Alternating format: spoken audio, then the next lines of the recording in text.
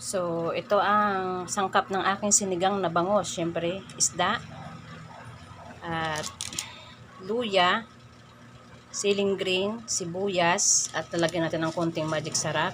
Then, kamatis, pangpaalat siyempre ang patis, at sa huli ay kangkong. So, yan guys, update ko kayo mamaya guys sa aking pagluto ng sinigang na bangus. Ayan. So guys, ito pa ang proseso ko sa pagluluto ng sinigang na bangus. Pagsasamahin ko yung mga sangkap maliban sa dahon ng kangkong, sa kangkong at siling green. Pagsasamahin ko siya, luya, sibuyas, at magic sarap.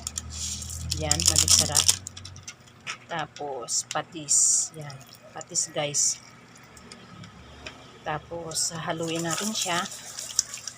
Sasangkutsain muna na natin siya bago siya sasabawan. So, update ko kayo guys. Sasalang ko na muna. Ayan.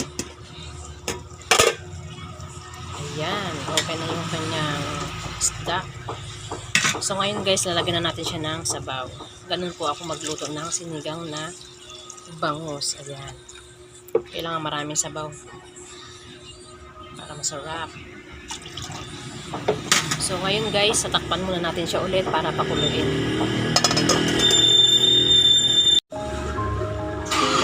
Ngayon guys, mukhang masarap na siya. Ngayon nilagyan na natin ang siling green. Ayan.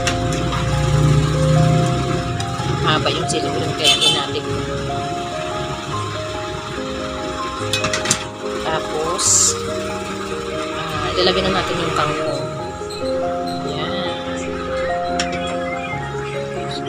Maya guys, kung pwede na siya. Kailangan maraming sabaw para sarap ang higop. Ayan guys, maya po konti na siya. So update ko kayo guys.